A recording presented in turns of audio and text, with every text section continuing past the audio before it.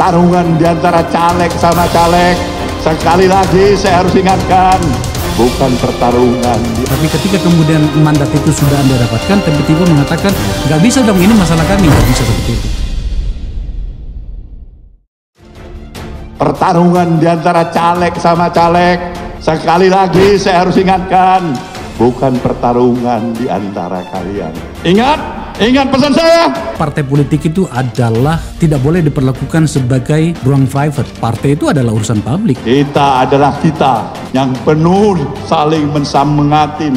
Urusan kita bukan mencari-cari kekurangan, kesalahan di antara kita. Bukan bilang jelek si A, kurang bagus si B, bergosip si C. Nggak laku di Nasdem. Jangan hanya Anda datang kepadanya ketika Anda menginginkan suara, tapi ketika kemudian mandat itu sudah Anda dapatkan, tiba-tiba mengatakan, nggak bisa dong, ini masalah kami, nggak bisa seperti itu. Berkali-kali saya sudah sampaikan bahwa khusus untuk Pilpres 2024, Surya Paloh sebenarnya ingin menaikkan pertaruhannya di dalam politik. Di dalam dialektika serta romantika hidup ini, bolehlah saya katakan, saya sudah berjuang di beberapa zaman. Ambisi terbesar Surya Paloh adalah menjadi kingmaker dalam percaturan politik nasional. Aku yakin, aku percaya, aku akan perjuangkan dengan segala risikonya secara militan. Itu dibutuhkan oleh partai ini. Dalam menentukan langkah-langkah caturnya untuk menuju ke puncak, Surya Paloh nggak bisa dianggap enteng. Apapun akan dia lakukan asal ambisinya tercapai. Seperti cara Surya Paloh dalam menggait Anies Baswedan sebagai calon presidennya. Langkah ini tentu mengejutkan banyak orang karena Surya Paloh dikenal sebagai nasionalis kelas berat dan menolak apapun yang berkaitan dengan paham-paham yang ingin menjadikan negeri ini negeri agama. Apa yang menjadi latar belakang penentu capres hingga Nasdem memutuskan Anies Baswedan sebagai capres tanpa melihat adanya fakta dan suara? Mungkinkah Surya Paloh sebagai ketua umum sangat yakin bahwa Demokrat dan PKS gampang diajak masuk? Bisa jadi seperti itu. Direktur Eksekutif Kajian Politik Nasional Adib Miftahul menilai akar rumput Partai Nasdem dan Gubernur DKI Jakarta Anies Baswedan sebagai air dan minyak. Meskipun mantan Menteri Pendidikan dan Kebudayaan itu sudah dideklarasikan sebagai capres dari Partai Nasdem itu sendiri, saya tetap mengatakan akar rumput Partai Nasdem dengan Anies Baswedan bagaikan minyak dan air, sulit untuk bersatu, ujar Adib. Adib mengatakan penilaian tersebut didapatkan dari rekam jejak para tokoh-tokoh yang ada. Selain itu, menurutnya, Partai Nasdem menjadi pendukung utama pemerintahan. Surya Paloh dan Nasdem merupakan pendukung utama Presiden Joko Widodo atau pemerintahan saat ini, tuturnya. Di sisi lain, menurutnya Anies merupakan simbol oposisi dengan akar rumput pendukungnya yang berseberangan dengan pemerintah. Menurut saya akan muncul resistensi internal di Partai Nasdem itu sendiri jika dukungan terhadap Anies tidak dikelola dengan baik, kata dia. Selain itu, hal tersebut juga menjadi lompatan pertaruhan yang luar biasa dari Partai Nasdem dan Surya Paloh.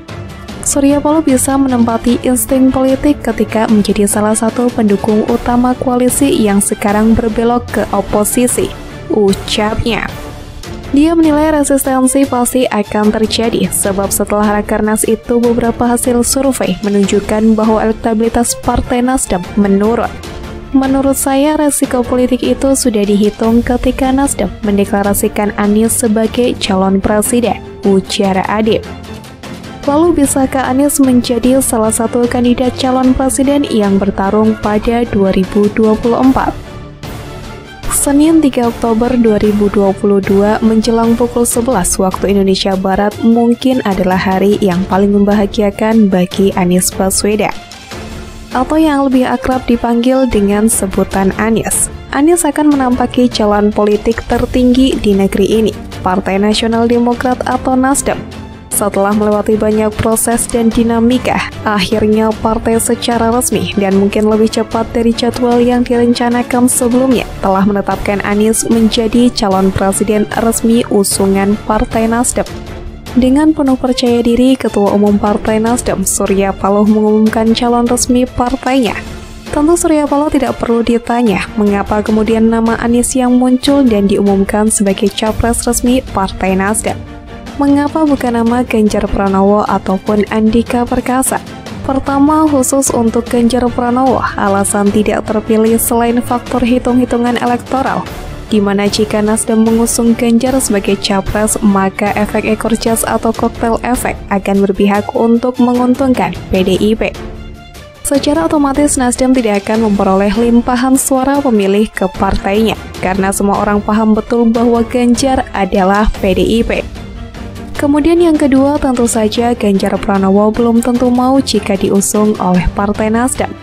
Kenapa Ganjar untuk menolak Partai Nasdem? Selain karena Ganjar masih berpeluang diusung partainya sendiri dan partai-partai di Koalisi Indonesia Bersatu, juga karena Nasdem masih sendiri dalam pengumuman capres pada 3 Oktober lalu. Dan sampai saat ini pun tidak ada jaminan juga akan adanya partai yang setuju dan yakin bahwa koalisi dengan Nasdem akan menguntungkan partai mereka. Lalu mengapa Surya Paloh dengan begitu percaya diri mengatakan bahwa alasan memilih Anies adalah why is not the best? Yang secara harfiah Surya Paloh menganggap bahwa Anieslah capres terbaik yang dimiliki bangsa ini. Tentu kalau pernyataan Surya Paloh dilempar ke publik akan menjadi wacana yang debatable. Sebuah perdebatan yang tidak akan usai hingga hari pencoblosan tentang siapa sosok terbaik untuk memimpin negeri dengan keragaman suku, budaya, dan agama yang berjumlah sekitar 278 juta jiwa. Ada yang menyebutkan alasan Surya Paloh lebih ke persoalan politik elektoral. Nasdem butuh sosok yang bisa mengangkat elektoral partainya di pemilu 2024. Sebab di internal partainya sendiri tidak ada tokoh yang bisa diusung oleh Nasdem sebagai capres. Berbeda dengan partai PDIP dan partai Gerindra, PDIP punya Ganjar Pranowo yang meskipun saat ini secara struktur PDIP gencar mempopulerkan Puan Maharani. Tetapi pada akhirnya Ketua Umum Megawati Soekarno Putri akan realistis, dan Gerindra sendiri punya Prabowo Subianto, yang dari berbagai survei bersama dengan Anies dan Ganjar selalu berada dalam top 3 capres potensial menang 2024. Lalu mungkinkah Anies Baswedan menjadi Presiden RI ke-8? Jika membaca siasat Nasdem atau Surya Paloh yang dengan gigih berteori kebangsaan dan alasan persatuan dalam memilih Anies, rasanya sulit untuk meyakini itu sebagai sebuah niatan tulus seorang Surya Paloh. Dan jika ini dibaca oleh para kolega politiknya, partai yang hendak berkoalisi dengannya tentu tidak mudah mendorong Anies menjadi capres. Dalam politik, semua tokoh dan pengambil keputusan tertinggi partai, kalau mereka mau jujur, tidak mudah menetapkan persoalan bangsa dan masa depan rakyat Indonesia sebagai alasan utama memilih pemimpin. Politik adalah tentang positioning, apa yang akan mereka dapatkan jika mendukung siap. Ini fakta yang lazim di Indonesia. Demokrat dan PKS perlu melihat ulang, bukan hanya peluang menang yang sulit untuk partainya di 2024 jika bukan dari partai mereka cawapresnya, tetapi juga betulkah mereka mau memilih Anies karena ingin memperbaiki dan memajukan bangsa ini, atau karena tidak ada pilihan lain untuk berkoalisi. Langkah Surya Paloh dan Nasdem ini tidak hanya terburu-buru, yang sebelumnya mereka menyampaikan bahwa akan mendeklarasikan pada 10 November, tetapi juga sikap overconfident ini telah membuka jalan bagi partai lain untuk mendukung calon presiden selain Anies Baswedan. Kalaupun pada akhirnya Partai PKS dan Partai Demokrat akan bergabung dengan Nasdem, partai ini hanya akan menjadi pengikut, bukan penggagas.